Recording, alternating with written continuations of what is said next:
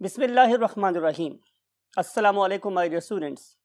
You know we have two types of chromosomes. One, those are common in male and female. Those are called as autosomes. आपको पता है इस बात का? बहुत से ऐसे डिजीजेज हैं जिनके जीन्स ऑटोसोम पे पाए जाते हैं और ये जीन्स कहलाती हैं ऑटोसोमल जीन्स. अगर आप इस पर्टिकुलर करेक्टर की इनहेरिटेंस के पैटर्न को देखें तो आपको पता चलेगा कि इस केस में मेल और फीमेल आर इक्वली ससेप्टेबल और वल्नरेबल टू द डिजीज. यानी कि जितनी डिजीज मेल में होती है उतनी ही डिजीज फीमेल को भी होती है. Best example is diabetes mellitus. लेकिन आज हम ऑटोसोमल डिसऑर्डर्स की बात नहीं करने वाले. आज हम उन खास क्रोमोसोम्स की बात करते हैं जिन्होंने हमारी पॉपुलेशन के कुछ अफराद को मेल बनाया और कुछ अफराद को फीमेल बनाया. Yes, you're right. We are talking about sex chromosomes. Mean to say कि आज हम उन डिजीजेस की बात करेंगे कि जिनके जीन्स हमारे एक्स क्रोमोसोम्स या वाई क्रोमोसोम पे पाए जाते हैं. इनको हम दो पार्ट्स पे स्टडी करेंगे. आज हम उसका पहला पार्ट पढ़ रहे हैं. So let's move to the whiteboard. Yes my dear students, हम पढ़ रहे हैं चैप्टर नंबर 22 का lecture number 19 and today's topic is sex linked diseases in humans. Discuss किया आप लोगों के साथ मैंने अभी कि अगर आपके पास टोटल नंबर ऑफ क्रोमोसोम 46 हैं तो उन 46 में से 44 किस में, फीमेल में और मेल में कैसे हैं, अलाइक, बिल्कुल एक जैसे हैं. और वो क्रोमोसोम जो बिल्कुल एक जैसे होते हैं हम उन्हें नाम देते हैं ऑटोसोम्स का. ऑटोसोम्स का. लेकिन ऑन द अदर हैंड अगर मैं बात करूं किसी ऑर्गेनिज्म के मेल होने की तो उसकी कॉज मेरे पास क्या है, एक बड़ा सा एक्स क्रोमोसोम और एक छोटा सा वाई क्रोमोसोम. वाई क्रोमोसोम और एक्स क्रोमोसोम के साइज में कितना फर्क होता है ह्यूमंस में, उसके लिए आप इस पर्टिकुलर इमेज को देखिए. There is a very significant difference between the sizes of the X chromosomes and Y chromosomes. On the other hand अगर हम एक फीमेल को देखते हैं तो फीमेल की बॉडी में दोनों क्रोमोसोम बड़े बड़े हैं, that is x and x. और इसको विजुअलाइज करने के लिए आप इस इमेज को देखें. सो अगर हम अब इन दोनों को कंपेयर करेंगे तो आपको नजर आएगा क्या एक बड़ा वाज़ेह फर्क between the sex chromosome of the male and sex chromosome of the female. Cutting my point. My dear students, आज हम सेक्स लिंकेज स्टडी कर रहे हैं सिर्फ और सिर्फ उन डिजीजेस की या उन जीन्स की कि जो एक्स क्रोमोसोम के ऊपर पाई जा रही हैं. किस पे पाई जा रही है स्टूडेंट्स? एक्स क्रोमोसोम के ऊपर. We are talking about X linked diseases. आप मेरी बात को गौर से सुनेंगे.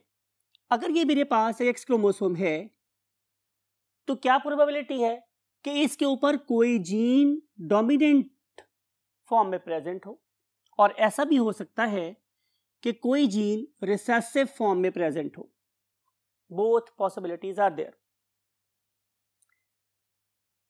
याद रखने वाली बात यह है कि जरूरी नहीं है कि अगर कोई जीन डोमिनेंट फॉर्म में प्रेजेंट है तो वो डिजीज कॉज नहीं कर सकता, या अगर कोई जीन रिसेसिव है तो वही डिजीज कॉज कर सकता है या वही डिजीज का साइन होता है.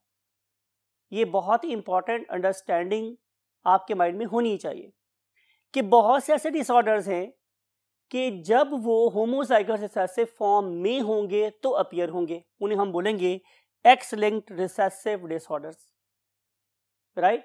और दूसरे मेरे पास कौन से डिजीजेस हैं कि जब वो डोमिनेंट फॉर्म में अपीयर होंगे या डोमिनेंट जीन जब होगा तो ही वो डिजीज कॉज करेगा. इट मीन्स कि dominant gene is not suppose to be the wild gene और नॉर्मल जीन. जरूरी नहीं है. Are you getting my point? तो हम बात ये कर रहे हैं कि पहले हम डिस्कस करेंगे एक्स लिंक्ड रिसेसिव ट्रेट्स को. आप लोगों की बुक में 3 एग्जाम्पल्स कोट की गई हैं, जिनमें से 2 examples x linked recessive disorder को एक्सप्लेन कर रही हैं। उनमें से एक का नाम मेरे पास क्या है माय डियर स्टूडेंट्स, एक का नाम है हीमोफीलिया। क्या नाम है students? Haemophilia. And other disorder is colour blindness. Colour blindness. और आप लोगों की बुक में ही एक थर्ड डिजीज का नाम भी लिखा हुआ है, that is not x linked recessive disorder, that is basically x linked dominant disorder, और इसका नाम है हाइपोफॉस्फेटेमिक रिकेट्स। मैं फिर दोबारा रिपीट कर रहा हूं आप लोगों के लिए कि ये वाले पहले 2 डिसऑर्डर यानी कि हीमोफीलिया और कलर ब्लाइंडनेस ये एक्स लिंक्ड रिसेसिव डिसऑर्डर्स हैं, जबकि hypophosphatemic rickets it is basically a X linked dominant disorder. Why we want to study these things, इसकी रीजन हमारे पास ये है कि ये तीनों की तीनों चीजें बहुत ज्यादा हार्मफुल हैं फॉर ऑफ कोर्स ऑर्गेनिज्म, और इसके रिजल्ट में some time life threatening disorder आते हैं और सम टाइम डिसेबिलिटीज कॉज होती हैं। And being the students of genetics, being the well wisher of the humanity, what is our prime objective? Objective ये है कि किसी तरीके से हम इस पर्टिकुलर डिसऑर्डर को पॉपुलेशन में अपीयर होने से रोकें, अगरचे हम इसको टोटली एलिमिनेट नहीं कर सकते, because it is very difficult to eliminate alleles from a population. और अगर हम ऐसा करना चाहें तो फिर हमें बहुत से स्टैंडर्ड्स को छोड़ के सिर्फ और सिर्फ मेडिकल या डिजीजेस की प्रिवेंशन के स्टैंडर्ड को ही अपनाना होगा, जो यूजुअली ऐसा नहीं होता। हमारे यहाँ तो बहुत सारी बाउंड्रीज होती हैं, रिलीजियस बाउंड्रीज होती हैं, हमारी यू कैन से ज़ात की बाउंड्रीज होती हैं, हमारी अपनी पर्सनल लाइकिंग और डिसलाइकिंग होती है, जिसकी वजह से हम बगैर सोचे समझे इस पर्टिकुलर बंधन में बन जाते हैं जिसे हम शादी का नाम देते हैं। लेकिन इन पर्टिकुलर डिजीजेस को अगर हमने ओवरकम करना हो तो एक चीज़ जिसे हम बोलते हैं जेनेटिक काउंसलिंग, कि हम शादी के बंधन में बनने से पहले उन पर्टिकुलर डिजीजेस की स्क्रीनिंग ज़रूर करवाएं जो नेक्स्ट जनरेशन में पास ऑन हो सकती हैं। One of the very very famous disorder जिसको मैं यहाँ पर ज़रूर कोट करना चाहूँगा, जिसके बारे में हमें बहुत ज़्यादा सीरियसली सोचना चाहिए, वो थैलेसीमिया है। इज़ इट फिजिबल कि हम दुनिया में एक ऐसे इंडिविजुअल को लेकर आएँ जो डेफिनेटली डिजीज ऑर्गेनिज्म हो? It is our mistake, it is our fault. Allah ताला ने हमें अकल दी है तो उस अकल के बारे में हमसे पूछा जाएगा कि तुम्हें अकल दी गई है, तुमने उसे कैसे इस्तेमाल किया। तो उस लिहाज से तमाम मेडिकल फैसिलिटीज़ को इस्तेमाल करते हुए अगर हम इन डिजीज़ को पॉपुलेशन में से आहिस्ता आहिस्ता इनके इंसिडेंस को कम कर सकें तो ये डेफिनेटली जेनेटिक्स और इस किस्म की स्टडी का क्या होगा, जीत होगी या उसकी विन होगी। अगर क्वेश्चन मैं आपसे कर रहा हूँ माय डियर स्टूडेंट्स कि इनमें से कोई डिसऑर्डर हो मेरे पास, चाहे हीमोफीलिया हो, कलर ब्लाइंडनेस हो या हाइपोफॉस्फेटेमिक रिकेट्स हो, इनमें से हम किसी डिजीज की बात कर रहे हैं तो ज़ाहिर है किस में हो रही है, ह्यूमन में हो रही है। आप लोगों को जॉन ग्रेगर मेंडल और फिर W.S. सटन का नाम याद होगा। उन्होंने क्या किया था, उन्होंने एनिमल्स के ऊपर क्रॉसेस किए थे। आप मुझे ये बताएं कि अगर ये डिसऑर्डर टोटली ह्यूमन है तो क्या मैं अपनी मर्जी से ह्यूमंस में क्रॉस करा सकता हूं? तो आंसर इज नो। उसके लिए भी जाहिर है हमारी बहुत सी रिलीजियस नॉर्म्स और हमारी सोशल नॉर्म्स आके हमारे आगे खड़ी हो जाएंगी कि हम इस चीज़ को से क्रॉस नहीं करवा सकते। तो फिर हम क्या करते हैं, हम उसके लिए एक और वे ऑफ स्टडी का सहारा लेते हैं जिसे हम बोलते हैं नस्लों का मुतालिया। हम एक नस्ल जनरेशन 1 का, जिसे हम यहाँ यूं शो कर सकते हैं कि it is generation number 1, it is generation number 2, it is generation number 3। हम 3 नस्लों का, 4 नस्लों का, 5 नस्लों का मुतालिया कर सकते हैं। आपको मेरी बात समझ आ रही है? तो generation 1 represented by Roman 1 and then second generation by Roman 2, third generation by Roman 3। फिर हमने क्या एक वे ऑप्ट किया है डायग्रामेटिक इलस्ट्रेशन का, वो ये कि हम इस पर्टिकुलर सर्कल से किसी फीमेल को, किसी मोहतरमा को रिप्रेजेंट करते हैं। ये हमारी दादी भी हो सकती है, हमारी नानी भी हो सकती है, हमारी ज़ाहिर है कोई चची, ताई, फूफी, माँ, बहन, कुछ भी हो सकती है। तो this particular thing is a female, और this particular square is representing what, a male. वही बात है, अगर ये फॉर एग्जांपल मैं हूं तो ये मेरे फादर की जनरेशन है और ये मेरे दादा की जनरेशन है।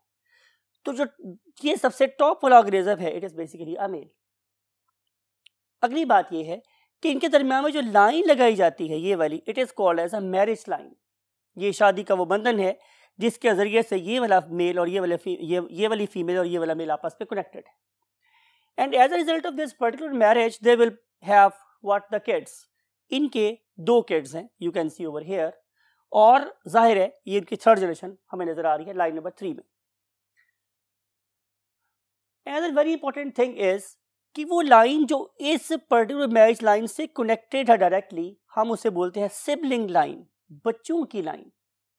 तो इस पर्टिकुलर लाइन के नीचे ये लाइन के साथ 2 ऑर्गेनिज्म अटैच हैं, one of them is a female, other one is a male. तो ये कह के लाएंगे ये इनके डिसेंडेंट्स, लेकिन ये वाला मेल डेफिनेटली डिसेंडेंट नहीं है, बल्कि वो इस ऑर्गेनिज्म की क्या कहलाएगा, दामाद कहलाएगा, सन इन लॉ कहलाएगा, राइट। और फिर आगे ज़ाहिर है ये उनके आगे 4 सिबलिंग्स हैं, उसके 4 बच्चे। Getting my point, how we study it. फिर दूसरी बात ये है कि हम आम तौर पे क्या करते हैं कि जनरेशन के लिए रोमन लेटर्स यूज करते हैं, लेकिन ऑर्गेनिजम्स को हम normally left to right number करते हैं, समथिंग लाइक इट इज 1 1। अगर मैं इसे लिखना होगा तो मैं इसे ऐसे लिखूंगा 1-1, ये ऑर्गेनिज्म ये। लेकिन अगर मैं लिख रहा हूं कि 1 2, दिस 1, तो ये कैसा लिखा जाएगा 1 and 2। इस ऑर्गेनिज्म का पेडिग्री में, इस पर्टिकुलर डायग्राम में ये नंबर है। And same is the case here, ये ऑर्गेनिज्म क्या होगा, this is first organism of generation 2, तो हम लिखेंगे 2 का 1, while this particular organism is second member of generation 2, तो हम लिखेंगे 2 of the 2। ये जो ऑर्गेनिज्म है ये जनरेशन 2 का 3rd मेंबर है, तो हम लिखेंगे जनरेशन 2 का 3rd member, and so on.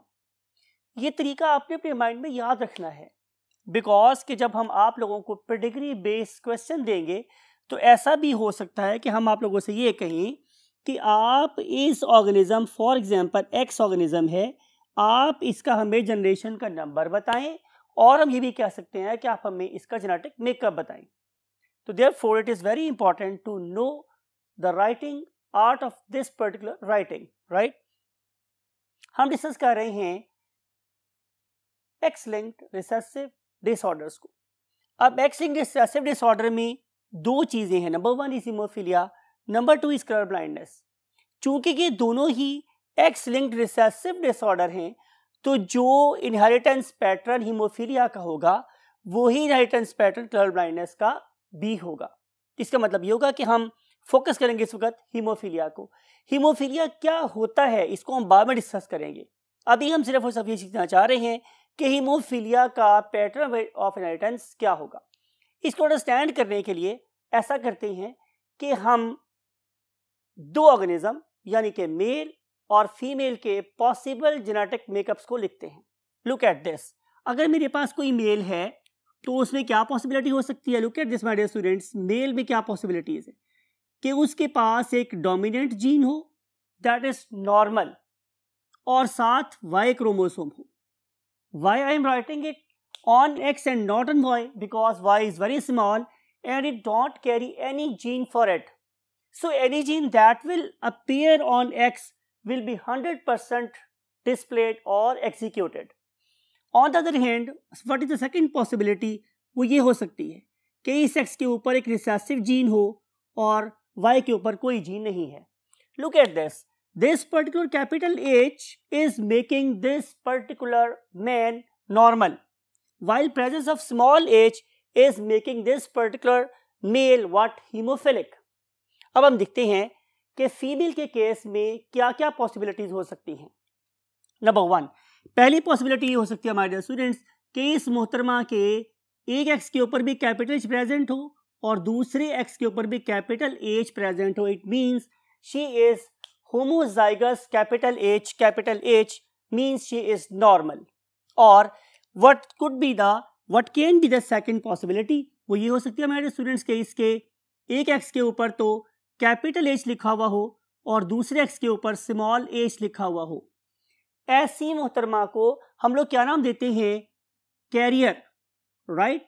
और हमारी इस पेडिग्री में जहां भी हम लोगों ने कैरियर को शो करना हो, नॉर्मली हम उसके दरम्यान में एक डॉट लगा देते हैं। क्या लगा देते हैं? डॉट। इसका मतलब ये होगा कि इस पर्टिकुलर मोहतरमा को मैं किसी ऐसे साइन से शो करूंगा।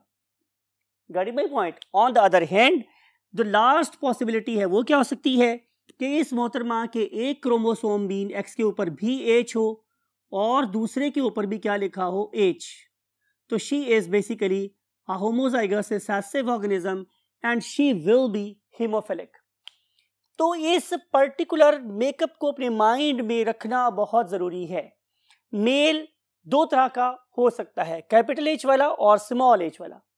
फीमेल 3 पॉसिबिलिटीज हो सकती हैं, capital H small H and small H. 3 possibilities हो सकती हैं। आपको मैंने ये भी बताया था right from the study of Mendel's loss कि हम लोग क्या करेंगे, जितनी मेरे पास टाइप्स बनेगी 100 को उससे डिवाइड कर दूंगा। फॉर एग्जाम्पल ये मेरे पास 2 क्लासेस हैं, तो जब मैं 100 को 2 से डिवाइड करूंगा तो 50% चांस है ऑर्गेनिज्म के नॉर्मल होने का और 50% ही चांस है इसके डिजीज्ड होने का, राइट। यानी कि इसके कॉम्बिनेशन सिर्फ 2 हैं। लेकिन इन केस ऑफ फीमेल ऐसा नहीं हो रहा। फीमेल के केस में यहां पे हमारे पास 3 पॉसिबल कॉम्बिनेशंस हैं। तो अगर मैं इसकी परसेंटेज निकालूंगा तो क्या होगा, जाहिर है पहले वाले केस में chances are 33.33% and same is the case here 33.33% and 33.33%। यानी कि इस वाले केस में हम बात करें हीमोफीलिया की, तो capital H is present over here, तो 33% चांस है कि वो सेव हो जाएगी। तो क्या कैपिटल एच यहां प्रेजेंट नहीं है, तो आपका गेस सर यहां प्रेजेंट है। इसका मतलब ये होगा कि ये वाली मोहतरमा कैरियर होने के बावजूद क्या होगी, हीमोफिलिक नहीं होगी, because this capital H is dominating the disease causing allele, right. तो ये वाली मोहतरमा भी सेफ होगी फ्रॉम द डिजीज। तो 66.66% चांस ये है कि ये वाली मोहतरमा डिजीज से बच जाएगी। ये ऊपर वाला ब्लॉक डिजीज से बचाने के लिए है। ओनली प्रोबेबिलिटी कि जिसमें ये वाली मोहतरमा डिजीज को फेस कर सकती है वो क्या है, 33.33%। What is the probability, 33.33%। आप देखें, अब आप कंपेयर करें इस पर्टिकुलर डिजीज को मेल में होने में और फीमेल में होने में। लुक एट दिस कंपैरिजन आप लोगों के सामने है। मेल में डिजीज के होने का चांस कितने परसेंट है, 50%, और फीमेल में डिजीज होने का चांस कितना है, 33.33%। Therefore males are more susceptible to the X-linked recessive disorders or traits as compared to the female। दोबारा बोल रहा हूं कि these particular males they are more susceptible, mean to say कि उनके बीमारी में मुब्तला होने का चांस ज्यादा है। कितना, अप्रोक्सीमेटली 17%, ठीक है। इतने परसेंट चांस मेल का ज्यादा है बीमारी होने का और फीमेल का इतने परसेंट का। मैं आप पूछे वजह, तो वजह है उसके हेटेरोजाइगस फॉर्म में भी सेफ रहना, यानी कि वो सिर्फ कैरियर होगी, सिम्टम उसमें अपीयर नहीं होंगे। एक बात आप लोगों ने और बड़े ध्यान से गौर से सुननी है, ज़हन में बिठानी है, याद रखनी है, वो ये है माय डियर स्टूडेंट्स कि इस वाले केस में मींस होमोजाइगस रिसेसिव डिसऑर्डर के केस में आम तौर पे नॉट ओनली ये इस तरह सेफ रहती है, बल्कि एक टर्म मैं आपकी नजर कर रहा हूं, वो टर्म है कि जो सिवियरिटी ऑफ द सिम्टम्स है वो किस जेंडर में ज्यादा अपीयर होते हैं। तो मेल वाले केस में symptoms appear more severely as compare to the females. Are you getting my point? तो नॉट ओनली इसके होने के चांस कम है, बल्कि इसके अंदर सिम्टम के पैदा होने के चांसेस भी कम हैं। लिहाजा हम कह सकते हैं कि X linked recessive disorders are female friendly disorders as compare to the males. अब देखते हैं कि इस डिसऑर्डर का पैटर्न ऑफ इनहेरिटेंस क्या हो सकता है। लुक एट दिस, हम लोगों ने यहाँ पे ली है एक normal female, right. For example आपको पता है कि जब हम नॉर्मल फीमेल की बात करेंगे तो इसका जेनेटिक मेकअप क्या हो सकता है। Two possibilities are there. Number 1 कि इसके ऊपर भी एज लिखा हुआ हो और इसके ऊपर भी एज लिखा हो, और सेकंड प्रोबेबिलिटी क्या हो सकती है कि एक एज पर एज लिखा हो और दूसरे एक्स के ऊपर स्मॉल एज लिखा हुआ हो। These are the 2 chances. यहीं से ली है मैंने, पहले बेस बना दी है, आपको समझा दिया है कि 2 पॉसिबिलिटी हो सकती है नॉर्मल केस में, तो ये नॉर्मल केस मैंने यहां लिख दिया। ये जो शख्स है मेरे पास I2 मींस 1 का 2 ऑर्गेनिज्म, अगर मैं आप लोगों के सामने इसका जेनेटिक मेकअप लिखूं तो वो क्या होगा। He is basically you can से it is coded with red colour. इसका मतलब ये है कि ये वाला ऑर्गेनिज्म हीमोफिलिक है। It is having small h and a very small y what chromosome. He is basically affected organism. He is not infected. Infected का मतलब ये होता है कि उसको इन्फेक्शन हो गई है, इन्फेक्शन नहीं है। ये एक जेनेटिक डिसऑर्डर है, ये मुतासरा शख्स है। He is an affected organism. याद करवाने के लिए लिख भी देता हूं ताकि आपको याद रहे। The word is affected. Right? Affected. So this affected organism, it is producing 2 types of the gametes because it is heterogametic. In one type of the sperm, he will donate H and other type of sperms will have just Y chromosomes. अब जब आपको गौर से देखिएगा कि जब हमने इनकी match करवाई तो उसके रिजल्ट में इनके 2 डिसेंडेंट्स प्रोड्यूस हुए। One of them is you can say daughter, other one is a son. Look at this. आपने बड़े गौर से पैटर्न को स्टडी करना है। इस पर्टिकुलर फादर के पास एक डिजीज्ड जीन है। ये वाला डिजीज जीन बेटे में कभी ट्रांसफर नहीं हो सकता। रीजन इज वेरी सिंपल कि बेटे के पास तो फादर की तरफ से एक्स क्रोमोसोम जाना ही नहीं है। फादर की तरफ से बेटे को क्या जाएगा, वाई क्रोमोसोम। इसका मतलब ये हुआ कि एक्स लिंक्ड ट्रेट्स कभी भी फादर से सन में ट्रांसफर नहीं हो सकती। रूल समझे, एक्स लिंक्ड डिजीजेस चाहे वो डोमिनेंट हो चाहे वो रिसेसिव हो, वो कभी भी फादर से सन में ट्रांसफर नहीं हो सकती।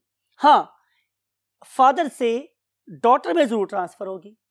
तो ये वाला स्मॉल एच, ये जो मैं डॉट लिखा है, ये बेसिकली रिप्रेजेंट कर रहा है कि फादर की तरफ से ही सही लेकिन उसके पास एक रिसेसिव जीन जरूर प्रेजेंट है। तो इसके लिहाज से अगर मैं इसका जेनेटिक मेकअप लिखूंगा तो मुझे क्या लिखना पड़ेगा, जाहिर है ये वाला case. Right, getting my point. तो फादर की तरफ से इसको आ गया x, that is having what, abnormal gene. Mother की तरफ से क्या आ सकता है, मदर की तरफ से इन जेनेटिक मेकअप से पता चल रहा है कि स्मॉल एच भी आ सकता था और कैपिटल एच भी आ सकता था, लेकिन यहां पर कैपिटल एच आया है। जरा बात को गौर से समझें, यहां पर क्या है हमारे स्टूडेंट्स, कैपिटल एच। क्यों, कोई बंदा बता सकता है आप में से? Excellent, perfect. भाई अगर मदर की तरफ से स्मॉल एच आया हुआ होता तो हम इसे रेड सर्कल ड्रॉ कर रहे होते, फिर ये कैरियर ना होती, ये तो हीमोफिलिक होती। Very good, excellent. यही बात मैं आपको समझाना चाह रहा हूं कि हम सम टाइम ऑर्गेनिज्म को देखकर उसके पेरेंट्स का जेनेटिक मेकअप गेस करते हैं। सम टाइम हम पेरेंट्स जेनेटिक मेकअप देख के बच्चों के जेनेटिक मेकअप को क्या करते हैं, गेस कर रहे होते हैं। तो इस ऑर्गेनिज्म ने हीमोफिलिक ना होकर ये बताया है कि यहां पर ज्यादा प्रोबेबिलिटी है कि ये होमोजाइगस हो सकती हैं। Getting my point. लेकिन इसका मतलब हरगिज ये नहीं है कि ये हेटेरोजाइगस नहीं हो सकती। फॉर एग्जाम्पल ऐसा बिल्कुल पॉसिबल था कि इनके यहाँ एक और बेटी पैदा होती, राइट, और वो कुछ इस तरह की होती, लुक एट दिस, और वो कुछ इस तरह की होती। तो इसका क्या मतलब था कि भाई फादर से तो इसको क्या मिला है, फादर से क्या मिला हुआ है इसको, जाहिर है स्मॉल एच। तो मदर की तरफ से भी क्या आ गया, स्मॉल एच। अगर इनकी एक डॉटर और होती और वो हीमोफिलिक होती तो ये 100% बात थी कि ये वाली मदर क्या है, हेटेरोजाइगस है। लेकिन फिलहाल हम इस पर्टिकुलर प्रोबेबिलिटी को रूल आउट करते हैं और हम इसको बुक की डायग्राम ही रहने देते हैं और ये बात कर रहे हैं कि she is for example homozygous. Getting my point? So this particular couple in which female is normal and father is affected, they have produced what 2 kids. One of them is male who is normal and other one daughter is carrier because her father was affected. और इस career को हम represent किससे करते हैं बताया था मैंने आपको सेंटर में डॉट लगाकर। जरा बात को गौर से देखें, क्या इस मदर का सन अफेक्टेड है? Answer is no. अगर मदर नॉर्मल है तो सन भी नॉर्मल है। अगर फादर अफेक्टेड है तो डॉटर भी एटलीस्ट कैरियर जरूर है। इसका मतलब ये होगा कि एक्स लिंक्ड रिसेसिव डिसऑर्डर्स ये जिगजैग फैशन में चलते हैं, यानी कि मदर से सन को और फादर से डॉटर की तरफ शिफ्ट करते हैं। Getting my point? अगर फादर अफेक्टेड है तो बेटी अगर डिजीज ना हुई तो कैरियर जरूर होगी, और अगर मदर भी उस जीन की कैरियर हुई तो वो डिजीज्ड भी हो सकती है, जैसे कि मैंने आपको यहाँ पे भी लिख के दिखाया था। Getting my point? अब हम चलते हैं इसके जनरेशन नंबर 2 की तरफ। ये मोहतरम दोस्त मतलब इनको मैंने स्टडी नहीं किया बिकॉज के शायद हमें इनके फर्दर स्टॉक में डिजीज नजर नहीं आई, लेकिन यहाँ में डिजीज नजर आती है, लिहाजा हम इसी को स्टडी करेंगे because we the students of genetics we believe in study of what the diseases. तो फिर हम क्या करेंगे कि हम इस 2-1 को मैरी करवाएंगे 2-2 के साथ, तो रिजल्ट में इनके 4 बेबीज प्रोड्यूस हुए। Right, look at this now. इस पर्टिकुलर मोहतरमा का जो हस्बैंड है ही इज नॉर्मल। इसका मतलब ये होगा कि उसका जेनेटिक मेकअप किस तरह का है? Simple, capital H and Y। He is a normal male. When this particular normal male will be married with a carrier woman, तो क्या चांस हो सकते हैं? देखें, यहाँ पे भी 2 किस्म के गैमेट्स बन सकते हैं और यहाँ भी 2 किस्म के गैमेट्स बनेंगे। Half of the eggs will have capital H and half of the eggs will have small h। ठीक है, तो जब ये आपस में क्रॉस करेंगे तो लुक एट दिस कि पहले वाले केस में क्या हुआ, ये वाला जो कैपिटल H है ये वाले कैपिटल H से मिल गया, तो रिजल्ट में ये वाली मोहतरमा क्या हो गई? Homozygous capital H।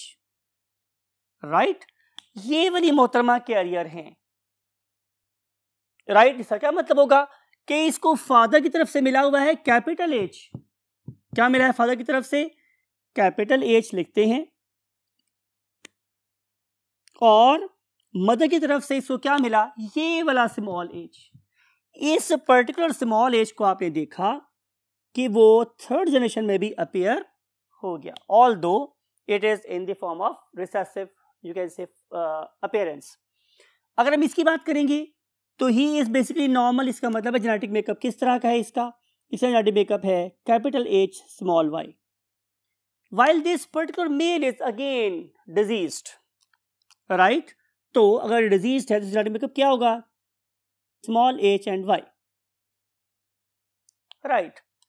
तो देखो इस वाले केस में भी क्या नजर आ रहा है कि जीन्स फादर से डॉटर को जा रही हैं और मदर से सन की तरफ जा रही है। लुक एट दिस, अगर मदर एक डिजीज की कैरियर थी, अगर मदर एक जीन की कैरियर थी तो वो जीन मुझे यहां नजर आई, राइट। अगर एक फादर नॉर्मल है तो लुक एट दिस कि इस नॉर्मल फादर की दोनों डॉटर्स नॉर्मल हैं।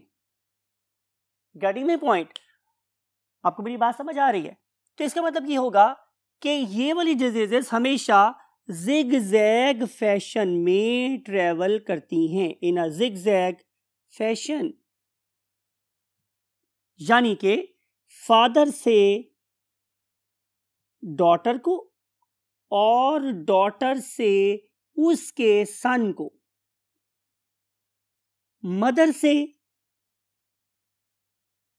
सन को और सन से उसकी डॉटर को। इसे हम नाम के देते हैं zigzag pattern of inheritance,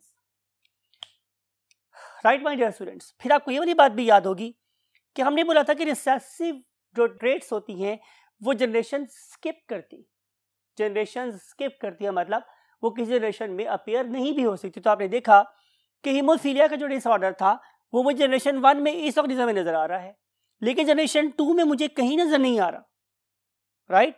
he is normal, she is अपीयरली normal, he is normal, right. तो जनरेशन यहाँ पे क्या हो गई, स्किप हो गई, और फिर वो दोबारा मुझे थर्ड जनरेशन में नजर आ रहा है। तो रिसेसिव ट्रेट्स हमेशा जनरेशन स्किप करते हैं, और अगर वो एक्स लिंक्ड रिसेसिव है तो जिगजैग फैशन में ट्रेवल करते हैं from one generation to the next generation, right. इस तरह का केस हमारे पास क्वीन विक्टोरिया के फैमिली में भी नजर आया।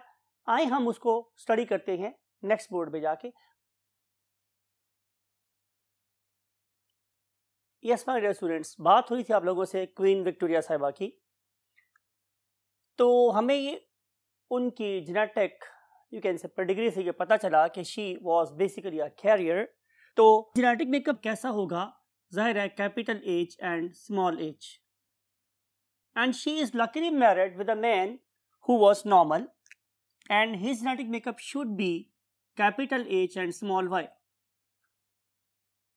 They produce 6 offsprings, 1, 2, 3, 4, 5, 6. ये और ये इसके offspring नहीं हैं, because they are not directly attached with this sibling line.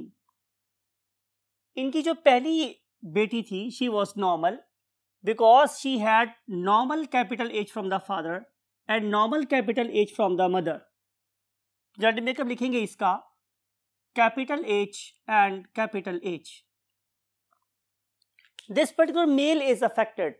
He was basically Prince Leopold. और इसका अगर मैं जेनेटिक मेकअप लिखूं तो क्या बनेगा, definitely small h and y. Look at this again. हमने लास्ट बोर्ड पर आपसे यही बात कही थी कि जो ट्रेट है वो डिजीज का जो ट्रेट है वो हमेशा मदर से सन को ट्रांसफर होगा, मदर से सन को ट्रांसफर होगा। तो वाई पे तो जीन था ही कोई नहीं जो उसको फादर से मिला, और एक्स के ऊपर क्या प्रेजेंट था, स्मॉल एच, जो कैरियर होने की वजह से मदर ने इस सन को ट्रांसफर कर दिया अनलकीली। तो Prince Leopold was basically haemophilic organism. What about this, she is normal like her, ये बिल्कुल ठीक है। And in this case, I am talking about 2, 1, 2, 2, 2, 3, 2, 4. मैं 2, 4 की बात कर रहा हूँ। He is normal because he has received capital H from the mother and small y from the father. लिखते हैं आप लोगों के लिए capital H from the mother and small y from the father. So he is a normal male. What about this particular Princess Alice? She has received normal X from the father and abnormal X from the mother, therefore we have placed a dot in it and she is basically a carrier. तो लिखेंगे हम इसको कैसे, इसको हम लिखेंगे capital x H और capital x small H, therefore she is basically a carrier. और जहां तक बात है लास्ट मेल की, जेनेटिक मेकअप भी वही है जो इस प्रिंस का था, मीन्स कैपिटल एक्स एच और वाई। फिर हमने देखना ये है कि ये डिजीज इसमें कंटिन्यू नहीं हुई, इसमें कंटिन्यू नहीं हुई, इसमें भी कंटिन्यू नहीं हुई, इसमें भी कंटिन्यू नहीं हुई, लिहाजा हमने इनको फर्दर स्टडी करना छोड़ दिया। जिन दो प्रिंस और प्रिंसेस में ये डिजीज पाई जा रही थी, हमने उसको फर्दर स्टडी करना शुरू किया, तो पता चला कि जनरेशन थर्ड में अगेन आप जरा गौर से देखें कि ये वाला father who was basically affected, he has passed on this abnormal gene to his daughter. तो रिजल्ट में क्या होगा मेरे पास कि फादर से इसको मिला क्या, शॉर्ट कैपिटल एच, और ये जो इसकी क्या थी रोजा मोहतरमा, she has provided her what, small H.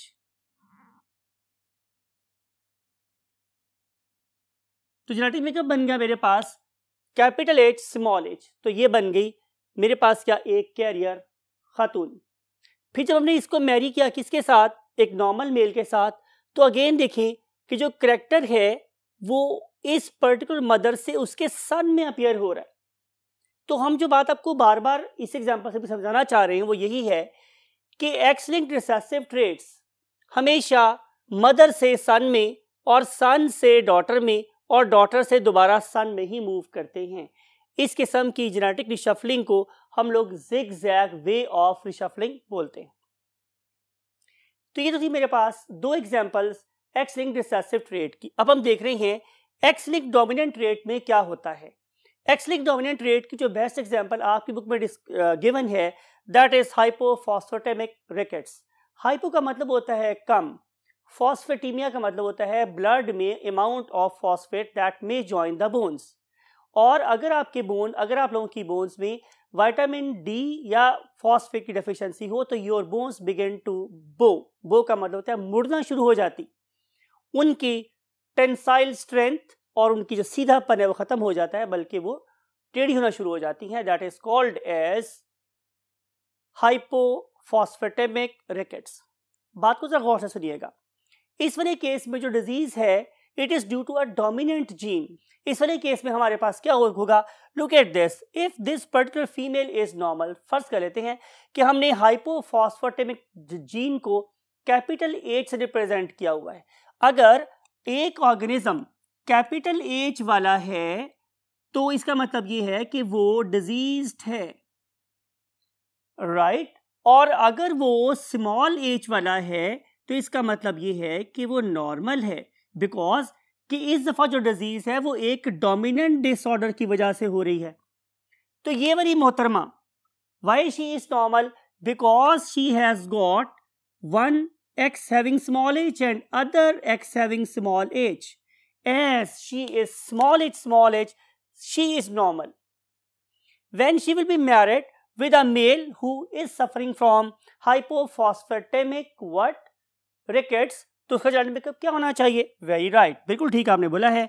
इसका जेनेटिक मेकअप होगा my dear students capital H and Y, capital H and Y। ये capital H dominant gene cause कर रही है डिजीज। तो वो जो बात मैंने आपको शुरू में बताई थी कि जरूरी नहीं है कि एक डोमिनेंट जीन ही क्या करवा सकती है नॉर्मेलिटी, वो बात यहाँ पे सही साबित हो गई। अब यहाँ पे एक डोमिनेंट जीन नॉर्मेलिटी नहीं बल्कि डिसऑर्डर कॉज करवा रही है। Getting my point? तो ये हो गए इन दोनों के जेनेटिक मेकअप। आइए देखते हैं कि what will happen to their siblings या ऑफस्प्रिंग्स, या बच्चों की बात हो रही है। तो बच्चे वाली केस में आपको नजर आ रहा है कि this particular female is what affected because his father was affected. बात समझ आई? तो इस पर्टिकुलर फादर ने क्या डोनेट किया अपनी डॉटर को? जाहिर एक x chromosome that was bearing a dominant abnormal gene. तो लिखेंगे यहाँ पे जेनेटिक मेकअप इस पर्टिकुलर मोहतरमा का क्या होगा? Short capital H and definitely small h। Small h इसको कहाँ से मिला होगा? जाहिर है इसकी मदर से। और कैपिटल H कहाँ से मिला? इसके फादर से। तो क्या ज्यादा बेहतर ये नहीं है कि मैं इसके सेंटर में यहां पे करके एक डॉट लगा दूं? तो आंसर है नहीं। वजह इसलिए है कि इस वाले केस में हम डॉट तब लगाते हैं जबकि डिजीज अपीयर ना हो रही हो और हमने उसको कैरियर कहना हो, लेकिन यहाँ पे तो हेट्रोजाइगोसिटी भी डिजीज कॉज कर रही है, लिहाजा यहाँ पे ये डॉट लगाना दुरुस्त नहीं होगा। Getting my point? तो हेट्रोजाइगस कंडीशन में भी डिजीज अपीयर होगी, राइट? इसको हमने मैरी करवाया एक नॉर्मल मेल के साथ, उसके रिजल्ट में हमारे पास क्या प्रोड्यूस हुई? जाहिर है 4 ऑफस्प्रिंग्स। इन 4 ऑफस्प्रिंग में से अगर मैं रिजल्ट जेनेटिक मेकअप लिखूं इस पर्टिकुलर मेल का, तो आप क्या बताएंगे आप में से एनीबॉडी इन द क्लास? यहां पे मैं कैपिटल H लिखूं कि स्मॉल h? परफेक्ट, यहां पर चाहिए small h because small h is normal. Because small h is normal तो मुझे यहाँ क्या लिखना चाहिए? Small h। तो अगर मैं इनको आपस में क्रॉस कराऊंगा तो ये नॉर्मल कैसे है?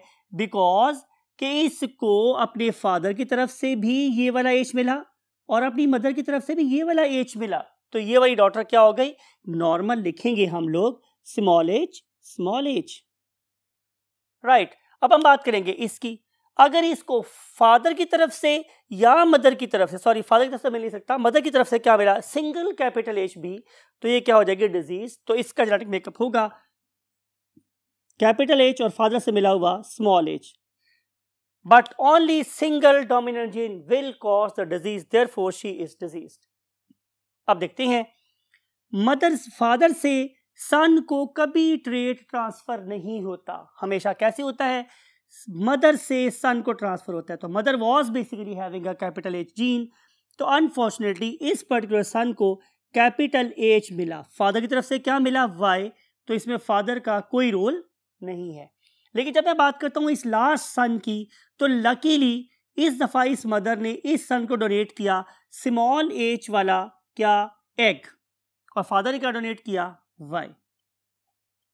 राइट, तो ये नजर आता है हम लोगों को पैटर्न किस में, एक्स लिंक डोमिनेंट रेट में। बात को जरा गौर से सुनिएगा। एस फॉर एस ट्रेड्स की शफलिंग का कॉन्सेप्ट है, ट्रेड्स के जनरेशन आफ्टर जनरेशन पास होने का ताल्लुक है, वो बिल्कुल एक्स लिंक रिसेसिव ट्रेड जैसा ही है, यानी कि फादर से डॉटर में और सन और मदर से सन में वही होगा हमेशा। लेकिन बोर्ड पे देखते हैं चेंज क्या आई है। लुक एट दिस, हमने क्या बोला था कि मेल के केस में जेनेटिक मेकअप हो सकता है 2, राइट। क्या पॉसिबिलिटी थी कि इस पे होता डोमिनेंट जीन और इस पे होता एक रिसेसिव जीन, यही पॉसिबिलिटी थी ना। तो चांसेस क्या हैं, 50% चांस है बॉय के इस तरह होने का और 50% चांस है बॉय के इस तरह होने का।